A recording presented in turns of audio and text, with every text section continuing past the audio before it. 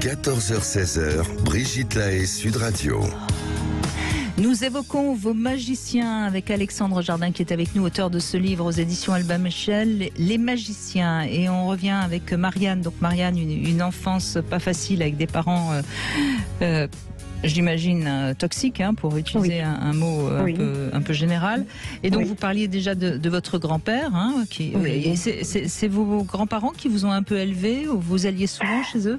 Alors, disons que ma grand-mère, ils habitaient à 2 maisons de chez nous et forcément on allait souvent se réfugier chez eux.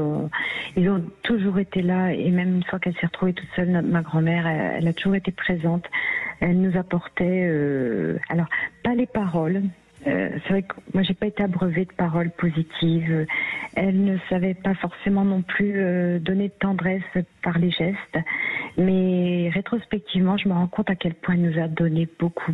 Et je pense qu'aujourd'hui, si j'ai pu avoir les ressources pour traverser tout ce que j'ai traversé et pour m'en être sortie comme je m'en suis sortie aujourd'hui, je leur dois énormément. Mais elle vous prenait dans ses bras, cette grand-mère? Elle vous apportait la tendresse que tout enfant a besoin?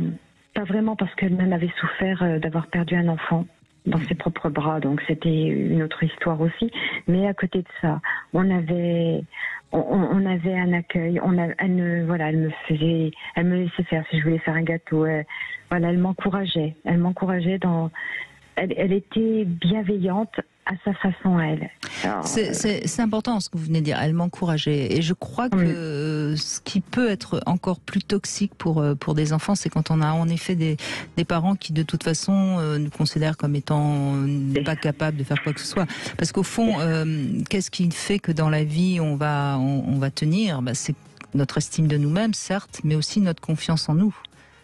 Et si on n'a personne qui nous dit tu es quelqu'un de bien ou tu peux le faire, c'est assez violent.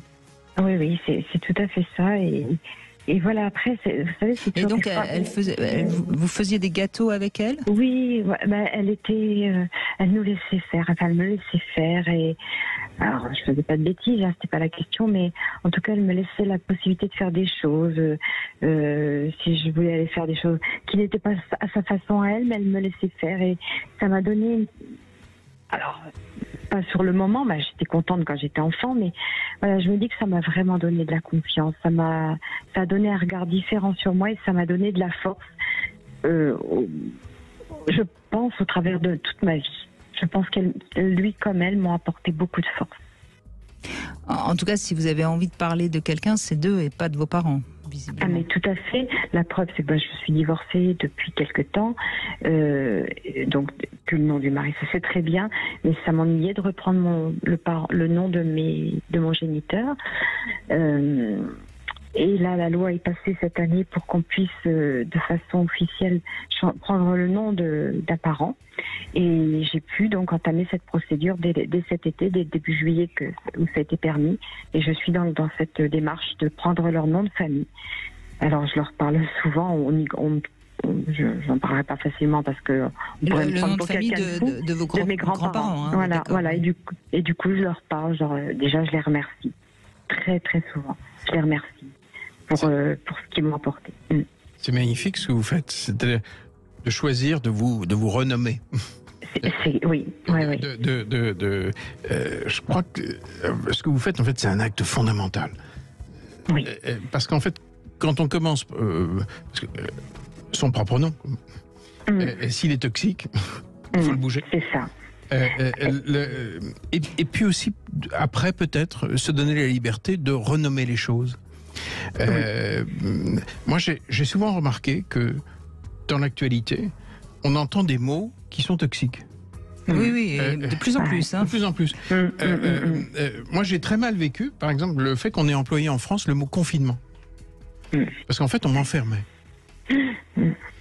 En vrai, on m'enfermait. Et on employait un mot qui ne correspondait pas à la réalité.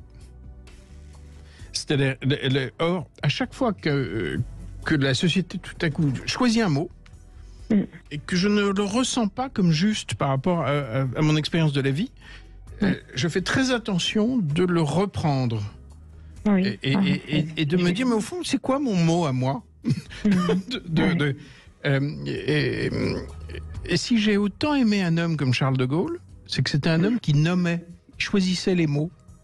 Il n'employait pas du tout le vocabulaire des autres. Et, oui, c'est important. Hein. Et je crois que dans notre vie, on a la possibilité de choisir les mots.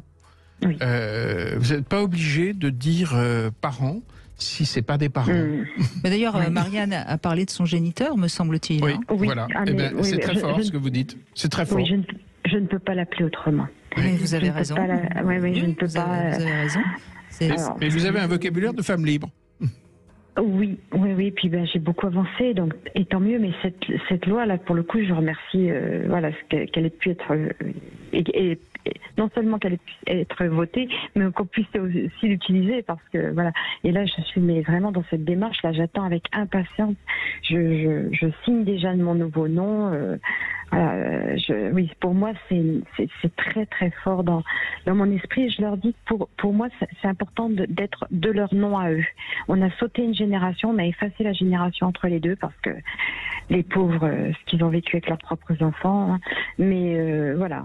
C'était des grands-parents maternels ou paternels ? Maternels. D'accord, donc c'est particulièrement votre mère, j'imagine. Qui a été odieuse avec eux. Ah, c'est inimaginable et en plus, leur fils ils l'ont perdu, il avait 16 ans quoi, donc en 46, vous voyez, c'était